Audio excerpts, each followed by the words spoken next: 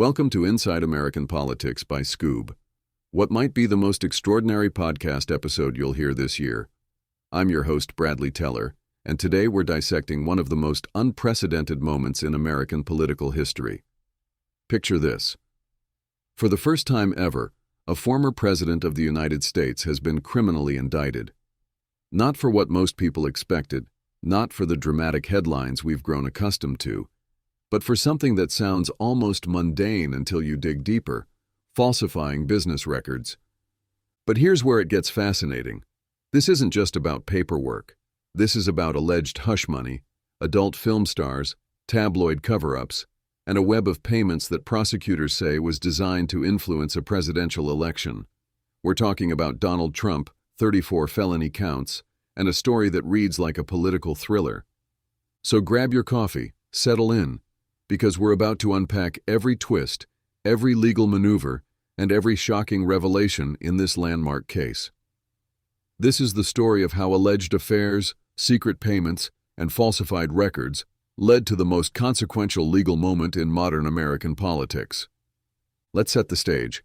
It's 2016, and Donald Trump, yes, the guy from The Apprentice, is somehow the Republican nominee for president. Now, if you've been living under a rock or just woke up from a decade-long coma, hold on to your hat because this gets wild fast. October 7th, 2016, The Washington Post drops a bombshell, the infamous Access Hollywood tape. You know the one. Trump and Billy Bush making absolutely cringe-worthy comments about women that would make your grandmother reach for her pearls and her lawyer simultaneously. This tape was supposed to be the death knell of Trump's campaign. Politicians were distancing themselves faster than people fleeing a sinking ship, though they were doing that political dance of backing away without actually backing away. You know how that works. But here's where our story really begins. While Trump's team is in full damage control mode over the Access Hollywood tape, another storm is brewing. Enter Stormy Daniels, adult film actress, and according to her, someone who had an affair with Trump back in 2006.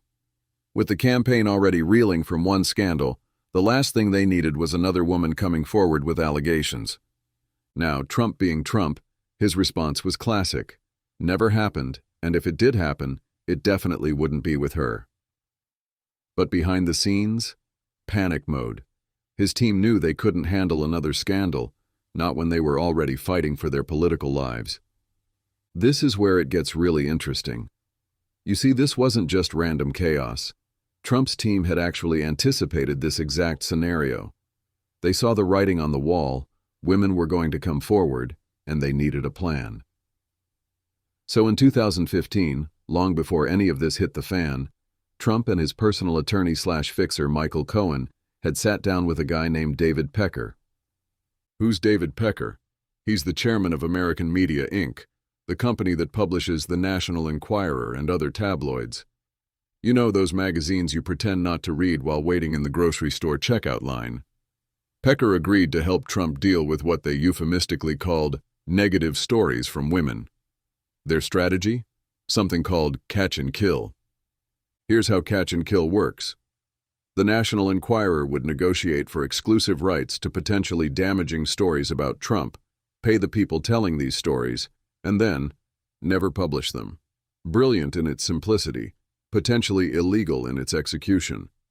They were essentially buying silence, one scandal at a time. So there's Trump in October 2016, facing the Access Hollywood crisis, when Stormy Daniels decides this might be the perfect time to go public about their alleged 2006 affair. Talk about terrible timing, or depending on your perspective, perfect timing. Enter Michael Cohen, stage right. Cohen wasn't just any lawyer. He was Trump's personal fixer, the guy who made problems disappear. And Stormy Daniels? She was definitely a problem that needed to disappear, at least until after Election Day. Cohen springs into action and facilitates a hush money payment to Daniels. We're talking $130,000. Not exactly pocket change, but apparently the going rate for pre-election silence. The payment came with a non-disclosure agreement, because nothing says, "This definitely didn't happen," like paying someone $130,000 to never talk about the thing that definitely didn't happen. Now here's where Trump's story gets interesting, Initially, he claimed he knew nothing about any payments. Then he said, okay, maybe there were payments, but no campaign funds were used, which would have been illegal. But then, and you're going to love this, Rudy Giuliani decided to help. In May 2018, Giuliani goes on Hannity's show and just spills everything. He confirms that the payment to Daniels was funneled through our firm and the president repaid it. But wait, it gets better. Rudy then explains exactly why they paid Daniels off. Imagine if that came out on October 15, 2016, in the middle of the last debate with Hillary Clinton. Cohen didn't even ask. Cohen made it go away. He did his job. Do you see what happened there? Giuliani just admitted on national television that they paid Daniels to influence the election. Then, realizing he might have just created a legal nightmare for his client, he tried to backtrack. It wasn't for the campaign. It was to save their reputation, not their marriage. Too late, Rudy. The cat was out of the bag, and it was wearing a "I influenced an election" collar. But here's where this story transforms from a salacious political scandal into a serious legal case. It's not just about the payments. It's about how those payments were disguised in the books. After the election, Trump needed to reimburse Cohen for that $130,000 Stormy Daniels payment. But you can't just write hush money for adult film actress in your business ledgers. So they got creative. They set up what looked like a legitimate legal arrangement. Cohen would be paid $35,000 a month for a year, supposedly for legal services under a retainer agreement. Here's the breakdown of that $420,000 total: $130,000 for the Daniels payment, $180,000 to cover Cohen's taxes on this income, and a nice $60,000 bonus for his trouble. 12 months, $35,000 per month, all disguised as payments for legal services. The problem? According to prosecutors, there was no retainer agreement. Cohen wasn't actually providing legal services worth $35,000 a month in 2017. These were reimbursements for hush money payments, dressed up to look like legitimate business expenses. And get this, some of these checks were signed by Trump himself in the Oval Office. Imagine that scene. The President of the United States, in the most powerful office in the world, personally signing checks to cover up alleged affairs. Each check processed by the Trump Organization, each one labeled as payment for legal services that weren't actually being provided. Michael Cohen even brought one of these $35,000 checks to his congressional testimony as evidence. Talk about receipts. This wasn't some theoretical conspiracy. There was a literal paper trail leading right back to Trump's personal bank account.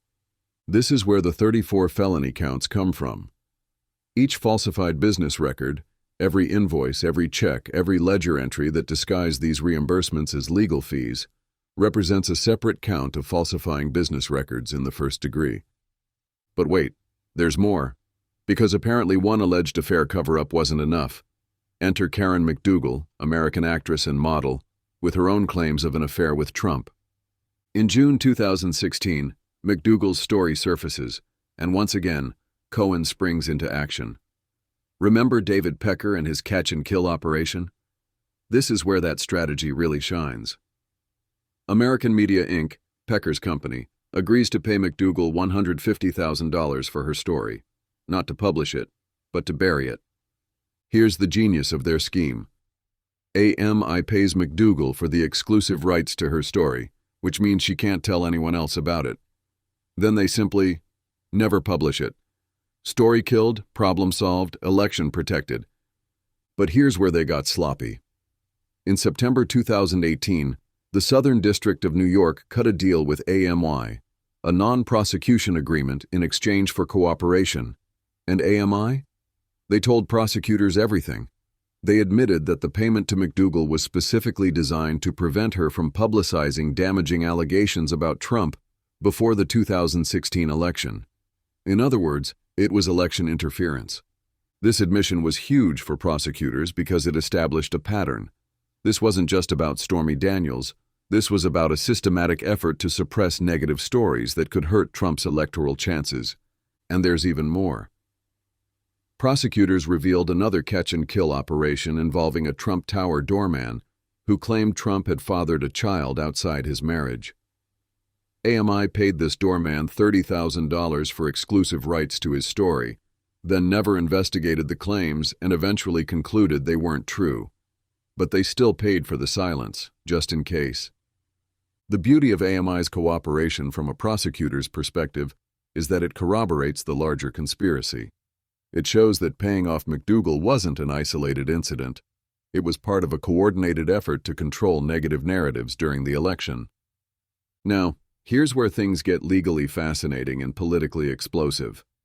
Falsifying business records in New York is normally just a misdemeanor, basically a slap on the wrist for someone like Trump. But to elevate it to a felony, prosecutors have to prove that Trump falsified those records with the intent to commit or conceal another crime. What's that other crime? This is where District Attorney Alvin Bragg had to get creative and where the legal arguments get really interesting. Bragg is arguing that Trump violated campaign finance laws. Here's the logic.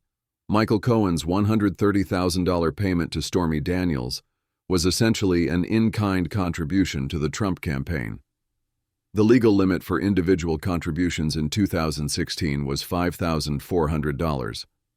So Cohen's payment was about 24 times over the legal limit, a massive campaign finance violation. But there's a problem with this theory, and it's a big one. Campaign finance law is federal law, and some legal experts argue that you can't use federal crimes to elevate state misdemeanors to felonies. The statute says Trump must have intended to commit another crime, but does that mean any crime or just state crimes? There's no definitive case law on this point, which means this case could set major precedent. Bragg has also mentioned potential violations of New York state election law, specifically conspiring to promote a candidacy by unlawful means. This might be a stronger legal foundation since it's state law being used to elevate state charges. But here's where it gets really complex: proving intent. Trump's own tweets show he doesn't really understand campaign finance law. He's expressed confusion about whether it's legal to use personal funds for campaign purposes, whether reimbursing loans to campaigns is allowed, and what constitutes a campaign expense. This sets up a fascinating defense strategy for Trump. His lawyers can argue that he genuinely didn't understand that these payments violated campaign finance law. It's the "I'm not a crook, I'm just confused" defense. Which brings us to one of the most compelling aspects of this case. Who will the jury believe? On one side, you have Michael Cohen, Trump's former fixer who pleaded guilty to campaign finance violations and served 3 years in prison. Cohen has admitted to being a liar and has a clear motivation to cooperate with prosecutors. On the other side, you have Donald Trump, a man who, let's be honest, has a well-documented relationship with the truth that could charitably be described as complicated. This sets up what prosecutors love to call a he said problem. Cohen will testify that Trump directed him to make the payments and knew they were intended to influence the election. Trump will likely claim he was just trying to protect his family and reputation, not influence the campaign. Trump also has another potential defense: the advice of counsel.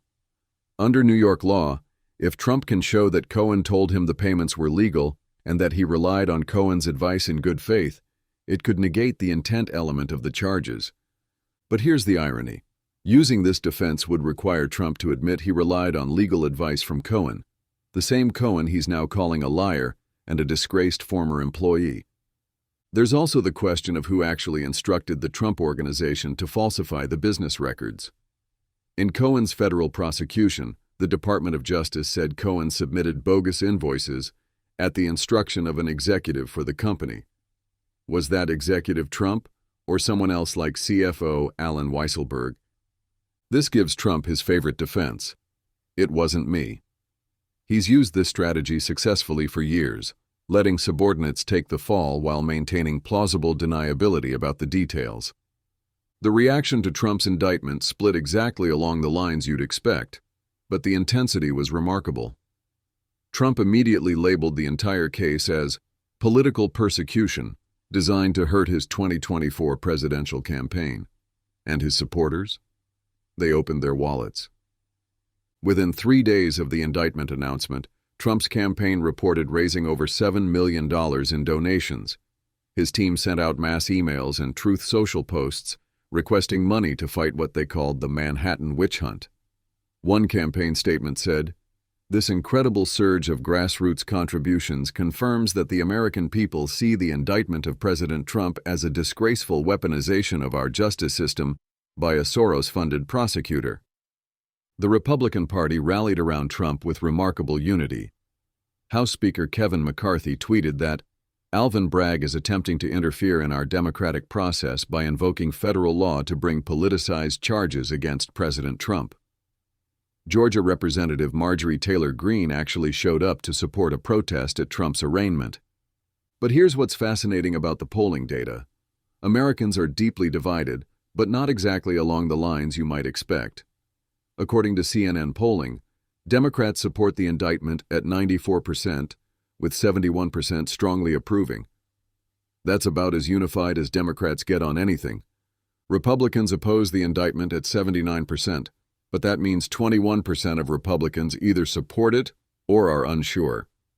That's a significant chunk of Trump's own party that's not automatically dismissing these charges. Most interesting are independents. 62% approve of the indictment, 38% disapprove. These are the voters who often decide elections, and they're breaking significantly against Trump on this issue.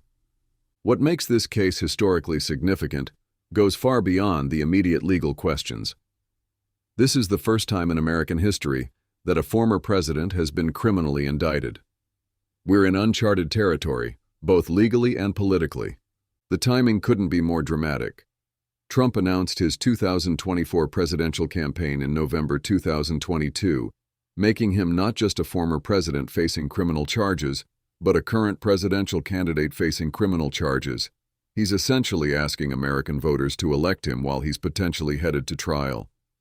From a legal precedent standpoint, this case could reshape how we think about campaign finance law, the relationship between state and federal crimes, and the extent to which former presidents are immune from prosecution.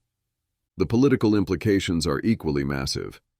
If Trump is convicted, does that hurt or help his presidential campaign?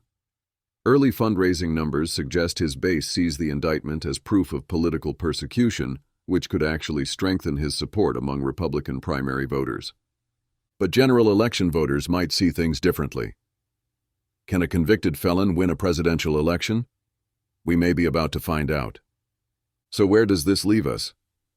Trump has pleaded not guilty to all 34 felony counts, setting up what promises to be one of the most watched trials in American history. The prosecution has a paper trail, cooperating witnesses, and a narrative that these payments were specifically designed to influence the 2016 election. They have Michael Cohen's testimony, AMI's cooperation, and Trump's own admissions about reimbursing Cohen. The defense has questions about legal intent, the complexity of campaign finance law, and serious credibility issues with key prosecution witnesses. They also have a defendant who's never been shy about claiming victimhood and whose supporters are primed to see any conviction as political persecution. District Attorney Alvin Bragg is betting that he can convince a Manhattan jury that this wasn't just about protecting Trump's reputation. It was about illegally influencing a presidential election through falsified business records. Trump is betting that he can convince voters that this entire case is a politically motivated witch hunt designed to interfere with his 2024 campaign. What we're seeing isn't just another courtroom drama. It's a moment that could redefine how power, truth, and accountability work in America. And the most shocking part? The story is nowhere near over. New evidence, new testimonies, and new twists are still waiting in the shadows. If you think you've heard the full truth, you haven't. The next reveal might change everything you believe about this case. Download the Skoob app now to get access to the full story. Every detail, every twist, all in one place. Don't miss what comes next. This has been Inside American Politics. Thanks for listening, and remember, history isn't happening in the past. It's happening right now, and you're watching it unfold.